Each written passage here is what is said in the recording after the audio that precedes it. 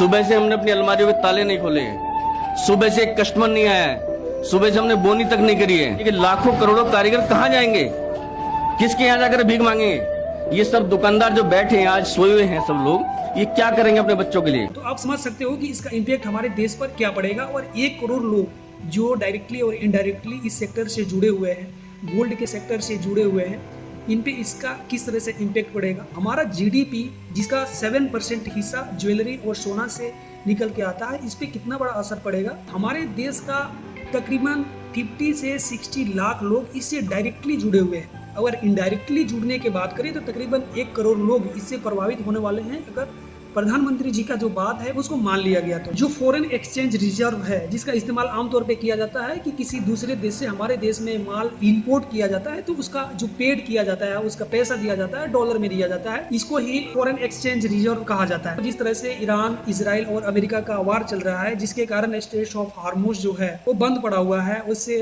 माल import और export नहीं हो रहा है, जिसके कारण जो मटेरियल का दाम है, खासकर पेट्रोलियम का, डीजल का, गैसेस का, जो एनर्जी हम लोग लगभग 70 से 80% हम किसी दूसरे देश से इंपोर्ट करते हैं। हमारे देश में पेट्रोलियम जितना खरीदा जाता है, जितना फॉरेन एक्सचेंज खर्च किया जाता है, उसके बाद गोल्ड का ही नंबर आता है खरीदारी को लेकर। और दोस्तों, जैसे कि आपको मालूम ही है कि हमारा जीडीपी 4.15 ट्रिलियन डॉलर की है, जिसका 7% अप्रोक्सीमेटली 290.5 बिलियन डॉलर हो गया, मीन्स 2.43 लाख करोड़। तो आप समझ सकते हो कि इसका इम्पैक्ट हमारे देश पर क्या पड़ेगा। और 1 करोड़ लोग जो डायरेक्टली और इनडायरेक्टली इस सेक्टर से जुड़े हुए हैं, गोल्ड के सेक्टर से जुड़े हुए हैं, इन पे इसका किस तरह से इम्पैक्ट पड़ेगा।